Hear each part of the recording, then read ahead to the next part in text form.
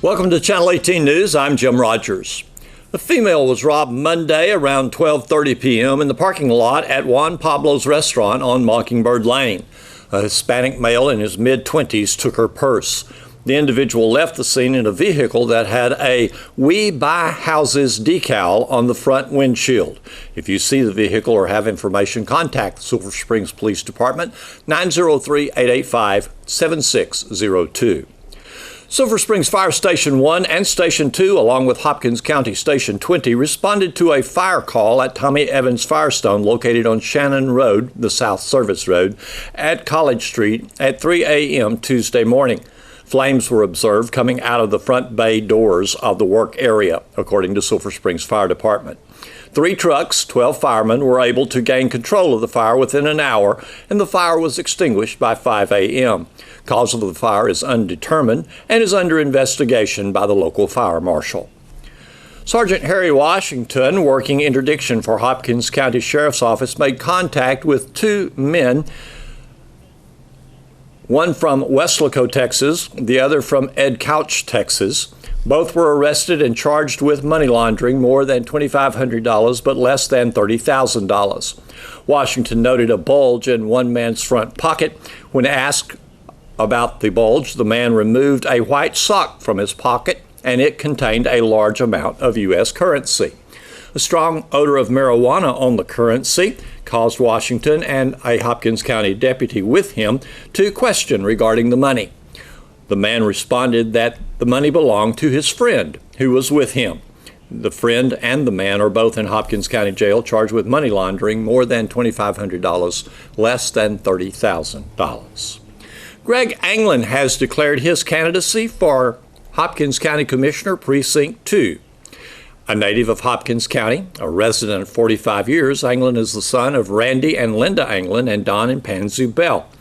Both couples are natives of Hopkins County and have been for over 60 years, according to Anglin. Anglin was raised in Picton, Pine Forest, and Winterfield communities, where he graduated from Como-Picton Consolidated School District. He married Courtney Heddick Anglin, a graduate of Sulphur Springs Independent School District and a native resident of Hopkins County. Anglin has a passion for agriculture. He began dairy farming at the age of 14, and when he graduated from high school, took over his grandparents' dairy operation. In 1996, he entered into the poultry business as a contract grower for Pilgrim's Pride. He serves as a school board member for Como-Picton Consolidated Independent School District and has since 2009. He has served as the board secretary-treasurer, president, and currently serves as vice president of the board. He's also a volunteer for the Picton Pine Forest Community's Volunteer Fire Department, in which he has gained insights into the many aspects of fire departments.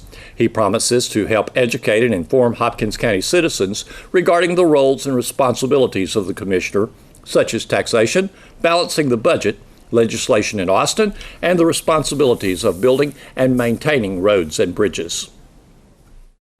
The Folds of Honor Foundation now has a chapter in the Lake Fork area of Texas. The chapter is planning their first education scholarship event. It's a fundraiser. They came up with the idea of a trilogy of sporting challenges. It's now called the Patriot Sporting Challenge, and teams are now forming for the October event. Let's meet Chuck Roy, who's an organizer of the event.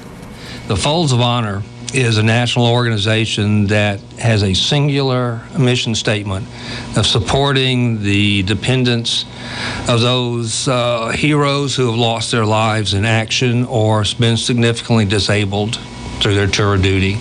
It provides scholarship assistance to the wife or the husband in some cases, as well as the dependents, the children, for everything from grade school through middle school up into college tuition support.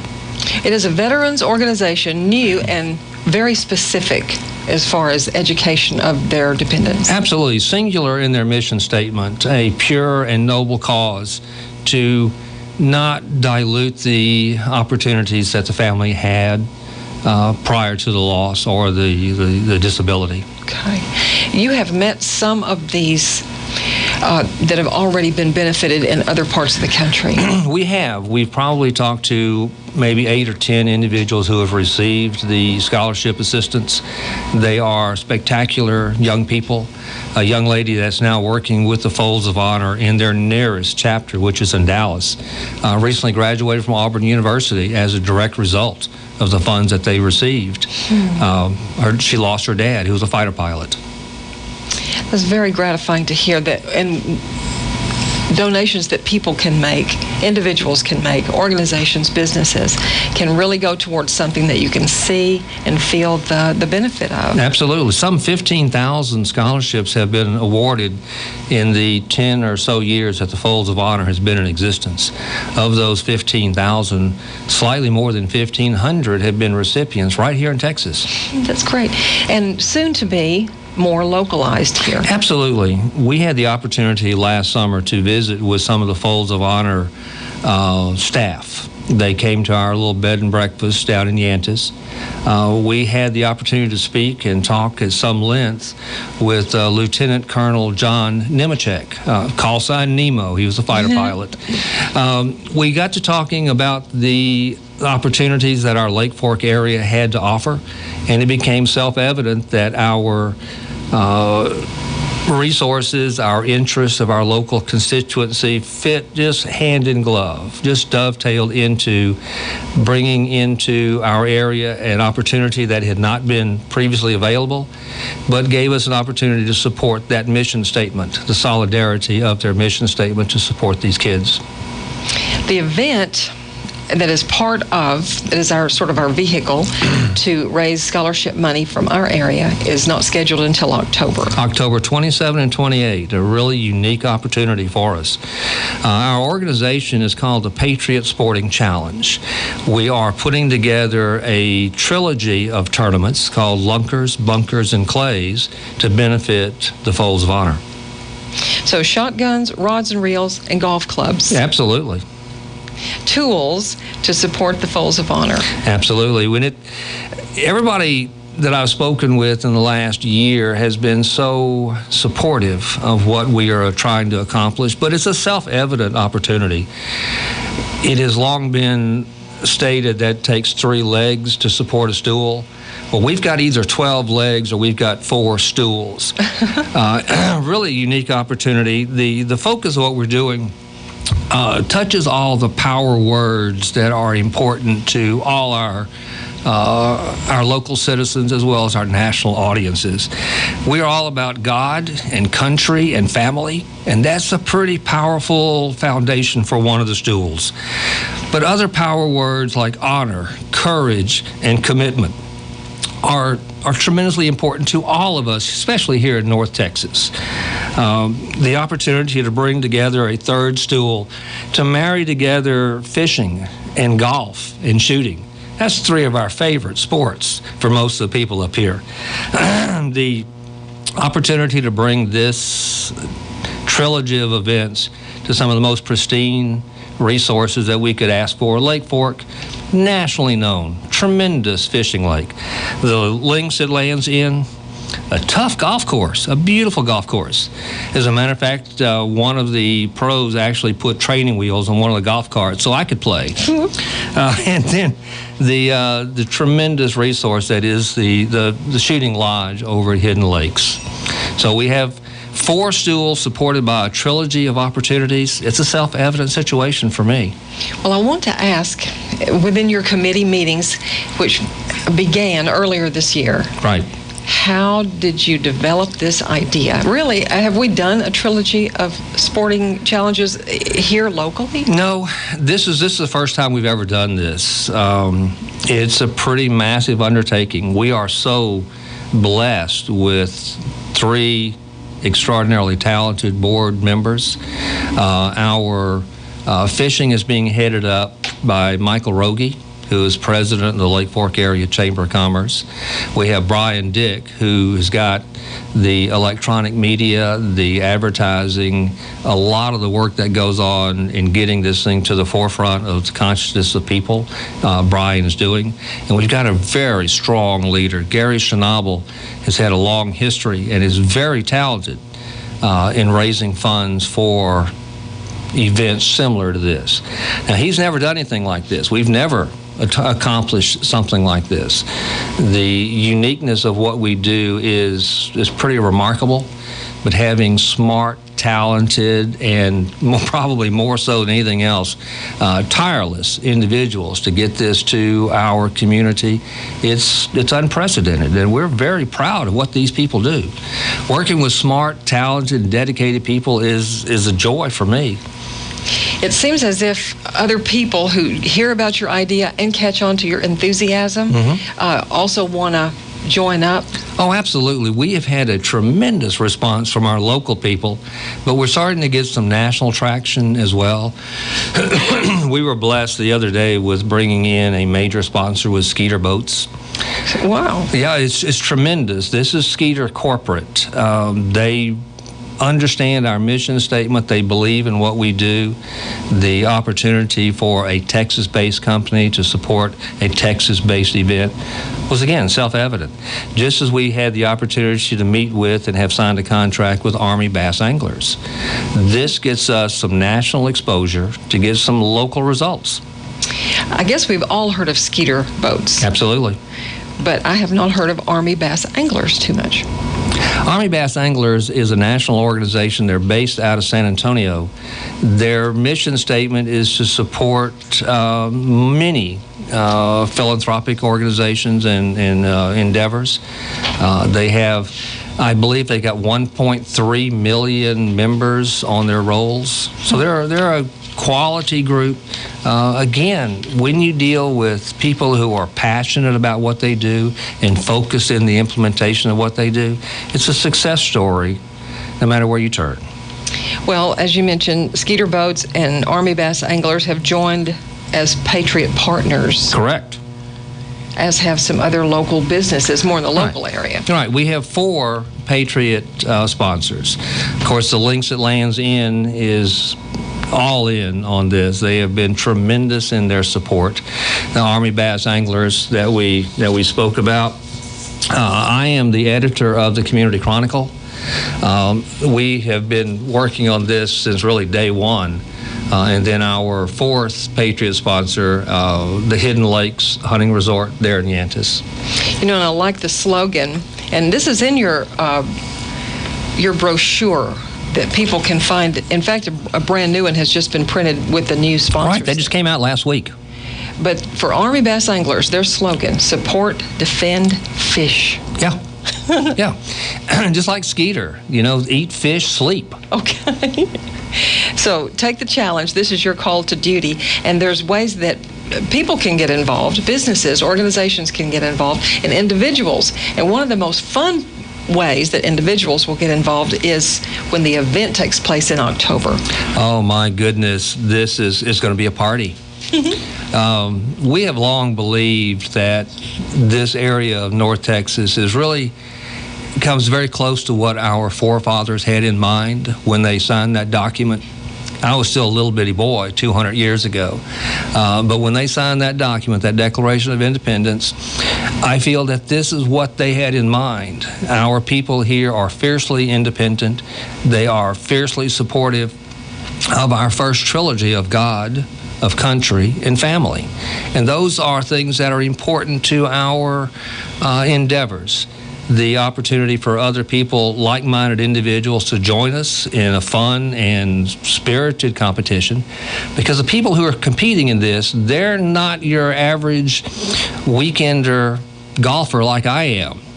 I have a friend of mine who's a retired colonel that very regularly shoots his age in golf. Amazing. 76, 78, not a problem. Unfortunately, I'm that person who more often than not shoots his weight in golf, about 210. So we're going to have some very qualified individuals here. There's going to be some professionals. There's some guides. There's some pro staffers. There are people who have elevated their game and who are up to the challenge that the Sporting Challenge, the Patriot Sporting Challenge, presents. So as in a recorded TV PSA that people will soon be able to see. You think you can fish? You think you can golf? Think you can shoot? And if you can, we've got a challenge for you. Okay, teams are being formed. Absolutely. We have a good group already in the fold. We're looking for a few more. there'll always be room for someone who wants us to have a good time, to test their mettle against people of good skill levels. We'd invite anybody who would like to challenge themselves to join us. Basically, monies raised from the teams will go towards that scholarship money that will be given to the qualifying families. That's correct, and that's probably the singular most important thing that we do to support that mission statement of the Folds of Honor. Some more of the fun of the event coming up in October has to do with music. Don Woods Jr., whom most of our listeners have heard of. They should. From now at the Yantis area, but from Nashville to California and every place in between, and continuing to rise in country music, he has signed on with Folds of Honor. Yes, well, he's signed up with the Patriot Sporting Challenge. There's some terrific surprises in the coming weeks. We were in the studio yesterday with Brad Davis up in Commerce, recording a brand new song that will be debuted for this event. Okay. Well, we cannot wait, and it is going to be very exciting. It already is very exciting. It truly is. We're having the time of our lives doing this. Very briefly, how will they contact you if they have immediate questions? Well, we have a Facebook page that is probably as easy to get to as any. Look for the Patriot Sporting Challenge. If you want to call direct, we can give you the number for Gary Schnabel. He is our executive director. Contact anybody at our newspaper. You can write in, you can call in, you can text us. It's all going to be in the Community Chronicle. Okay, Community Chronicle out of Yantis. Correct. In Lake Fork area. Correct. Chuck Roy, editor. Correct. Bed and breakfast owner. Correct. At, do you say Riley Springs or Yantis? We're actually in Yantis, but the most important thing that you forgot, I'm a retired guy. Oh. I never worked this hard when I had a job. And your wife, Nancy, she is employed there in Quitman? No, she lives in Yantis also. We have a little 15-acre farm and a bed and breakfast and chickens and pigs and goats and cows and grandkids running around loose. I know Nancy pitches in with a whole lot of things, including the Chamber of Commerce over there. Absolutely. Nancy is the vice president of the Chamber of Commerce and is integrated into our community. Again, dovetailed in perfectly. Thank you both for coming in. No one can see Nancy, but she's right here in the room with us. She's making sure I don't embarrass ourselves on radio. Thank you for sharing with us of Folds of Honor. It's an event. Okay.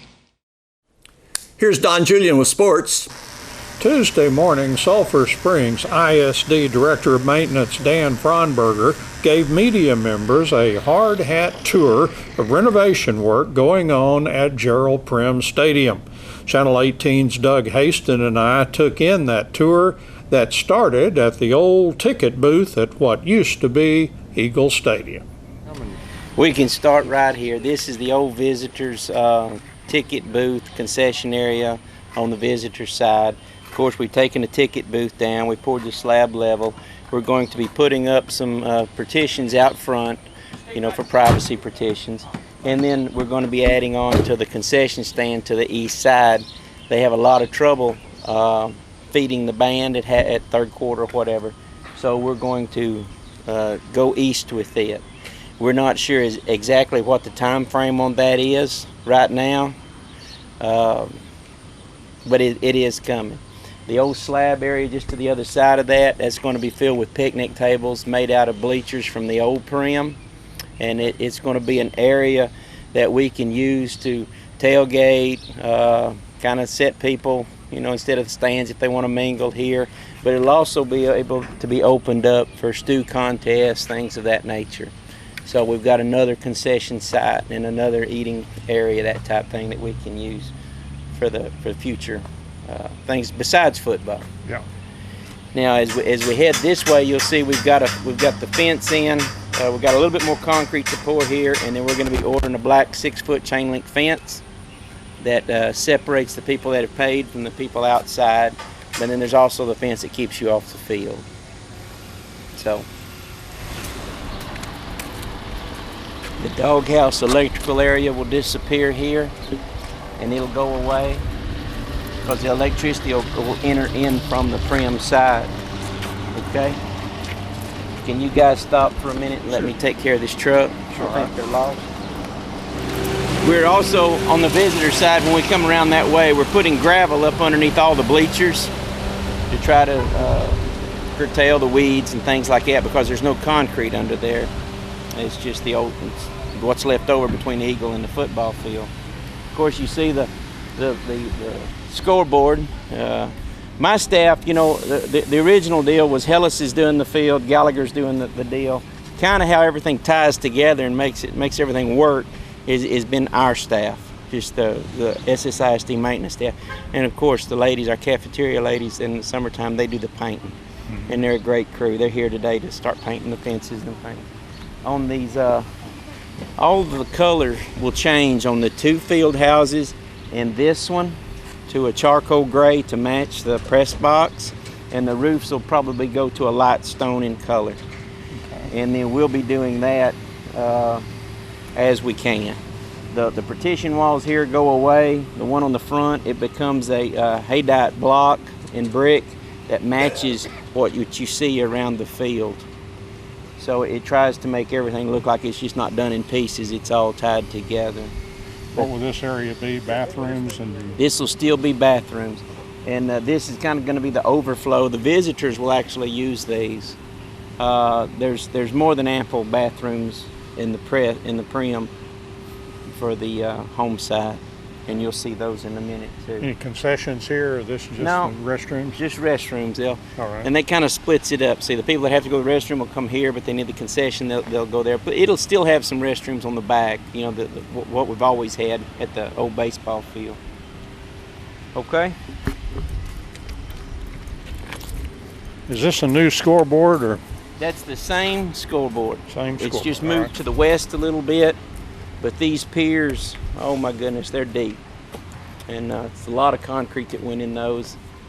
Was it rewired or updated or anything? No updates in the scoreboard. It was new, 3 or 4 years ago. We just actually took it down, built a new framework, and put it back in. It was actually hanging on a frame that was inadequate at the time because of the old scoreboards that we used to have. Oh, okay. Weren't as big as this one, but we've upgraded, and it's pretty stout now. The band used to be back here. They've been moved somewhere. Or was this into a drill team? Was Yeah. right here. These bleachers have been moved out. We'll eventually put those at the track facility on the southwest corner. And then from this side, you can see that we moved the bleachers from the visitors band all the way up to here. All right. And we got those leveled and put in. And when we finish that and we come that way, you'll see some. Where will our band be and the drill team? Will they be up here in the stand somewhere? Everybody on the home side will be over there. All right. Yeah. And they're pouring the concrete drive that comes around. And they're supposed to be hanging the light poles today from Musco. Yeah.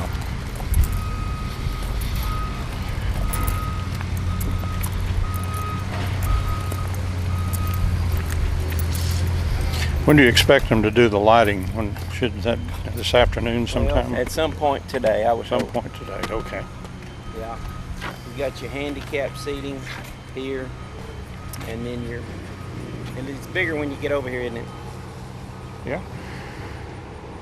It's huge. The season ticket thing the other day was talking about how the stands are all rising, what, about 6 feet or something higher Well, than they yeah, I were? mean, you can see how much further you are up here.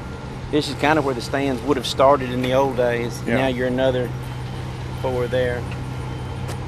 You want to check out the restrooms? All right.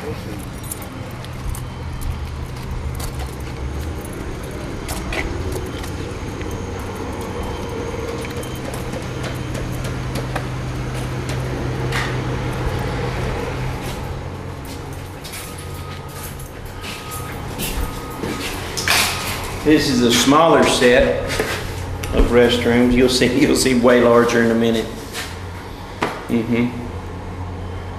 All right. Man, I really like those wide aisles up there. I think it really looks good. It has a lot of helpful traffic flow. We've been told, as far as the stands are concerned, that they'll go a little bit higher than they used to, but these not stands- quite as wide. These stands are higher and taller, and they're further back, and they're more, instead of like this, and that's why they even put the light poles further back. But we still got less poles, I believe. Or no, we had 4 at the other one, but less lighting because it's the LED. So this be new lighting, or is this what we had? Or? This is the new, everything new. It's gonna be how many poles? I think just 4. 2 on each side, or? 2 on each side. Some of the lighting we purchased, we got a deal on because they came from the Rio Olympics. They were shipped them there, used them, took them down, and they came back to the States. That Musco that you were talking to me about, okay. Yeah. The old lighting had to be pointed all the time. Will these be better at handling wind and stuff where you don't have to come back out here and repoint the lights? Oh, I think so. What they do is they put in a concrete sleeve into the ground, they pour it, and they set the light pole just right on top of it. It just slides right down on it, locks in, and then they set everything before they lift it up. And when they put it up, they just got to get it and click it, and then it's done. We improve foot candles as far as you know. Oh yeah, it's going to be bright. And in Musco, they monitor the lights. They can tell us when our lights are off. They'll call me. I killed the power at the track facility, and they called and said we had a problem. And I said, well, it's our problem. We just cut the power to do a baseball field. So when it's back online, they monitor. They know when a bulb goes out. They come down and they fix it. By the time you power up, how long does it take for it to come on? You know, I think it's pretty quick.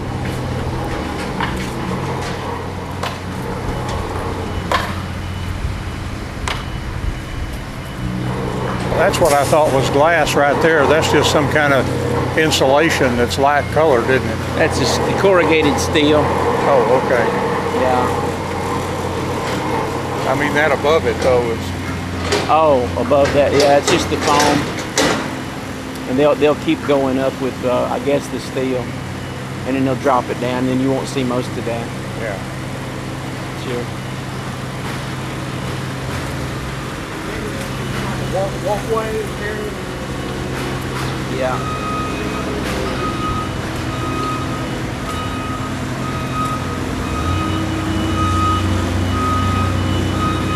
It's a mechanical room. I believe another restroom on this side.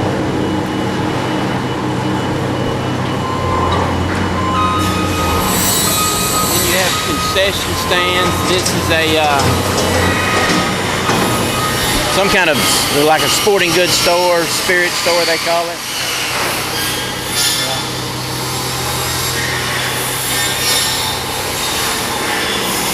That's quite an improvement over that little room they used to have. It is, isn't it? Yeah.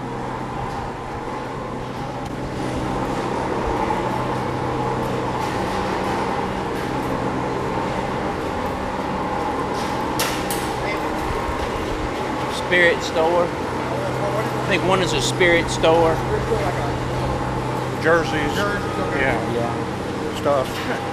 I might be mistaken. One may be an office of some type on the side.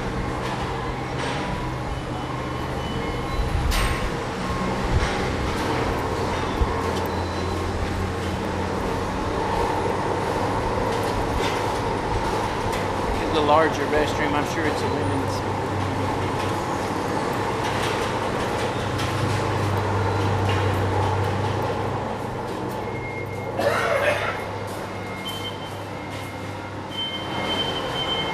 So, women's restroom, plenty of room.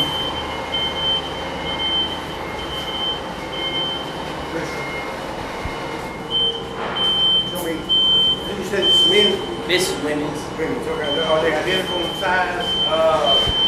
Law requires a difference between the men and the ladies as far as fixtures go.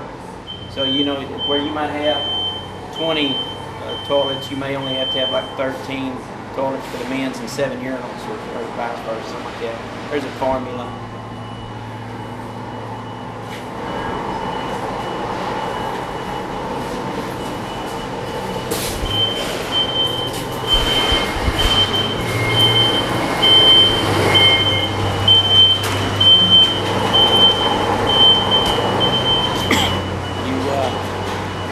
We can go out one of the entryways here, and we can step up to the press box if you want to. All right.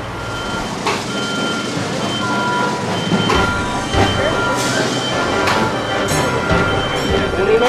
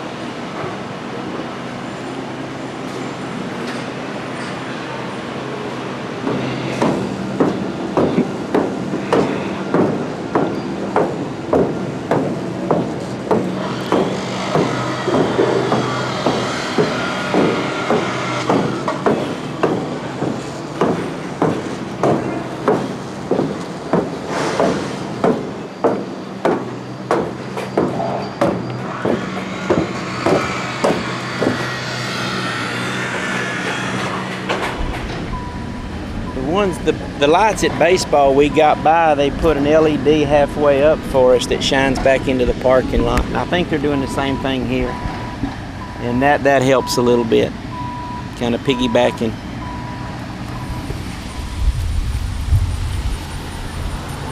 You can see how they're up, but in the old days water and grass just went right to them, so you see what's happened here at the bottom. Water just in it rusted.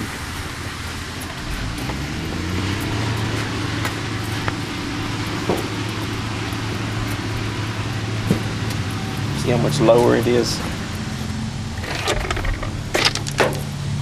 So we'll put a wall here and back that way a little bit so folks can't look in the dressing room here. And I think I'm changing the direction of that door another direction. Yeah, I've had to wait for some of those soccer coaches, and you're trying to make sure that you're not peeking in there, especially if you've got a girls team in town. This is all going to be, these pillars will be busted up from the old bleachers, and this will all be concrete through here, and there'll be visitor bus parking here, and they'll like pull in and back up and around this corner here. All this old batting cage be they'll all removed. be covered charcoal gray. Oh, okay. The light stone roof. It'd be for storage. Yeah, I think you said. For our stage. The inmates cut up all the metal for me, and we're just waiting for the guys to finish the rails and come down here and weld up all that, and then we'll get the steel ordered. That'll go pretty quick. This ramp right here is kind of a ramp to nowhere right now, but we're moving it to this side of those bleachers, to where it discharges you out to the parking lot. So it's dry enough we can make our way there.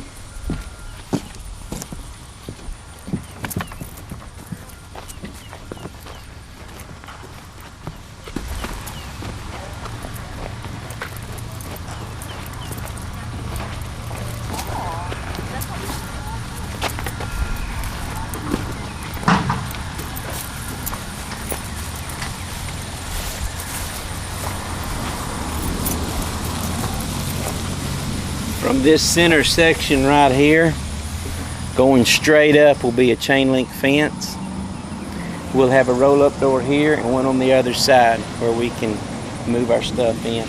It's so easy if the stage is on this side of it, we'll just be able to pull through on the gators or whatever and carry each platform out to the field.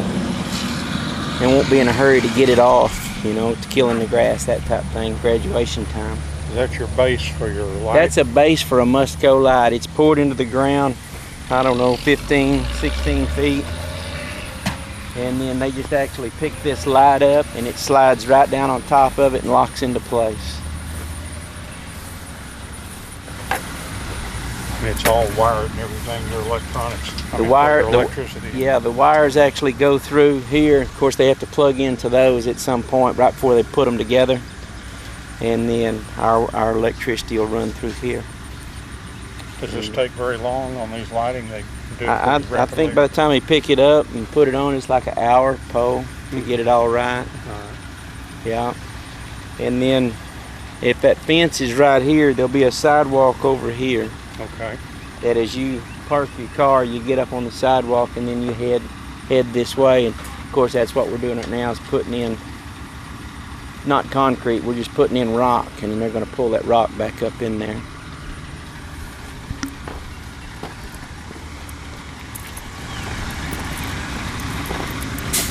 And now that fence that comes up from storage, it comes to about right there, and she'll come right here and tie in.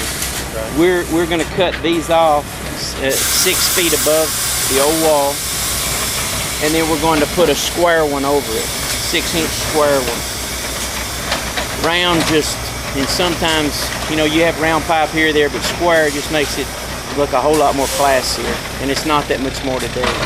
So then we're going to put in these areas right here, you see we kind of got them nearly squared off.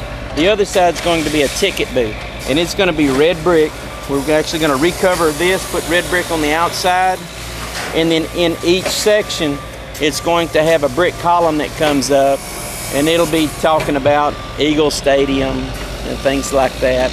And then there'll be home plate put in the concrete circle out there, kind of let everybody remember where it was. In the old days, I think home plate was closer to the wall, so I'm not sure what the location of it's going to be. But this will all be a wrought iron, 6 foot high, so you still can't jump the fence and get over it. And then behind you here, this will all be cleaned up. And we're gonna put charcoal U-panel across here, up here, and then cap it on the edge. So this just doesn't look like the backside of some bleachers. It blends to the entryway and gives it some class too. And then there'll be an entryway cut in the brick wall. 6-foot gates will be put in on either side. So you can see my markings here of where the gate goes. And then there'll be a pole, and then this gate will swing around. And in that way, people just don't walk into the light pole. So we've got 2 gates, and it'll channel you here or here as you come in. And then, of course, we dug this ditch for the electrical to get to this light pole. You see the bricks that'll arrive. And then these guys are doing a ticket booth. That's just going to be a red brick frame. It'll tie right into the wall. It'll all look like it's supposed to be here. And it'll be air conditioned. You can buy your ticket there as you walk up, kind of walk through, and then there'll be another column here with a plaque of some type, and I think one in the middle, commemorating what this area used to be. Yep.